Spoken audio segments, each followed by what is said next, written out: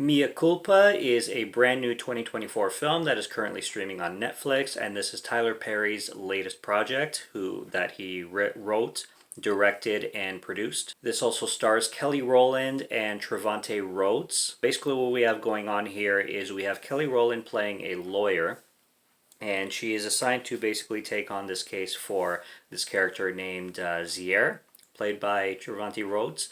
And Trevante Rhodes is a painter, and he's basically accused of murdering this woman who he apparently dated, and she's signed up to take after him or take his case, kind of thing. And throughout the film, he starts to get very interested with her and flirting with her and seducing her very hardcore. And she is in a marriage, but she starts to kind of be persuaded towards him. And it turns into kind of a mystery slash thriller, like kind of a legal style thriller, especially towards his second and third acts. Starts to get some more thriller vibes. But I would say it's a drama thriller, and it's definitely quite Tyler Perry. Tyler Perry's pretty infamous. Of course, he's famous for doing the Medea films. And Tyler Perry, I can't necessarily say that he's a terrible director because he has his audience, and there's nothing bad about it. There's nothing bad that I can say about the guy, even though he doesn't have like entire resume of like just hits. Like he doesn't have a slew of hit after hit after hit after hit, and critically acclaimed film after critically acclaimed film. He definitely makes films that he likes.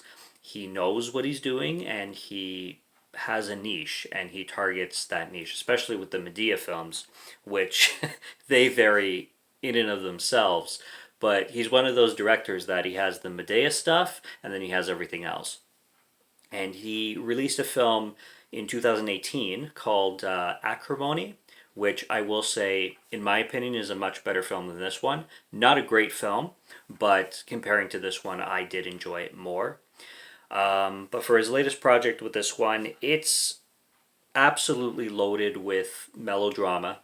You're going to get that with him. Like, you're going to get all the Tyler Perry tropes that you generally get. A lot of melodrama, very soap opera. I find he loves to do the whole, like, Beverly Hills 90210, Melrose Place kind of soap opera, melodrama style thing, but for the black community and for the urban community.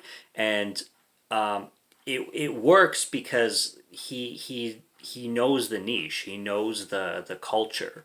Like he knows that tight knit urban African American community where everybody has each other's backs.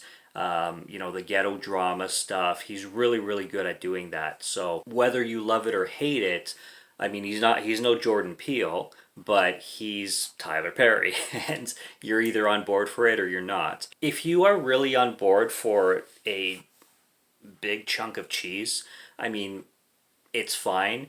You have every type of character that you'll get in a Tyler Perry film that's not Medea. So you're not going to get Medea in this or anything like that. But Trevante Rhodes, who is actually the actor who played oldest Tyrone in Moonlight, so he was in the third act of Moonlight, and it was cool to see him in this film. And he plays this just stereotypical like macho, gets all the ladies, like everything is so on the nose. Like she's his lawyer, and he just right off the cuff just starts hitting on her, and he's got his like deep voice, and he's like takes her phone and he's like, here, take this, unlock your phone, put my number in it, come see when you want. Okay, it's like you talk to a lawyer like that. It's just the situations are so written in a way where like it would be like a Lifetime movie almost. But like I said, urban style. Some people love that, and Tyler Perry is famous for that. Like I said, I can't discredit him for not being a talented director because what he does well. It's just whether you like the niche or not. Acrimony worked. See, Acrimony was a film that in my opinion, started really intense. And for the first half of Acrimony, it was going in a direction where it's like, okay, I see Tyler Perry taking some risks with this one, and I really, really like this. Like, this is not your typical Tyler Perry. And then you have the second act of Acrimony, which is like, okay, here comes Tyler Perry, unleashed, and he just gives it his all with the cheesiness and the soap opera-ness of his usual shtick. And with this one, it's pretty much his stuff throughout the entire thing. The dialogue. There's this mother character who is the mother of Kelly Rowland's husband, and she is just a complete bitch from the get go. And she's not even like shy about it. She, invites her daughter-in-law to dinner, and she's like literally telling this other woman like, "Oh my God, I wish you were my daughter-in-law instead." Well, Kelly Rowland's right there, like it's crazy, and just plot points that are introduced. This film is described as I forget how they describe it in high school. In high school, in on Netflix, they say it's like highly sexualized and it has graphic nudity. This is the type of movie that, I mean, if you've never seen like anything remotely sexual in your life, yeah, you're probably gonna be like, "Whoa, this film goes crazy, man! Like it is so wild and like kinky. It's so kinky." And I'm just sitting there like, dude, this film is pretty damn tame. Like it's like the whole Fifty Shades of Grey craze when everybody was like, "Oh my God, this is like I'm reading porn." It's like, have you ever actually read porn? This is not that bad. Like this is very tame. So it does have its erotic scenes, and there are a lot of like really steamy, hot sex scenes, but they're very, let's just say PG-13, but a little bit more. They're not all the way X, like triple X, but it's fine. I really liked Trevante Rhodes' performance, as cheesy as it was. Him just being that guy with game, that Tyrone of Tyrones that just checks every single box. And Kelly Rowland again just checks every single box of being the non-happy wife who sees this hot ass muscular man and she just can't help herself.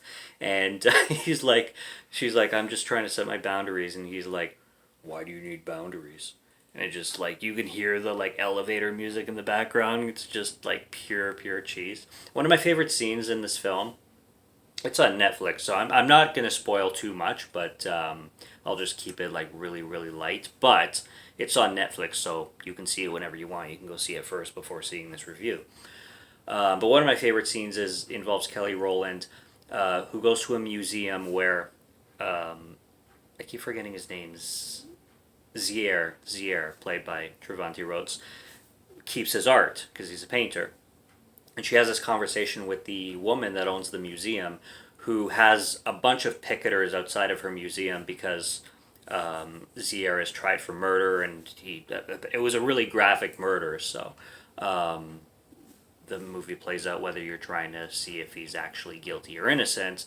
But there's a conversation with Kelly Rowland's character Mia and this woman who owns the museum that, in my opinion, was the best acting of the movie. And I like how it was done because I like just that story that the museum owner gives involving Zier, and the facial expressions on her, and her describing how she was kind of cheated, and let's just say she gets into Zier's character and explains to Kelly Rowland about Zier's character, that Kelly Rowland starts to see what she kind of already knew in her subconscious, but didn't want to kind of admit to herself, in a sense.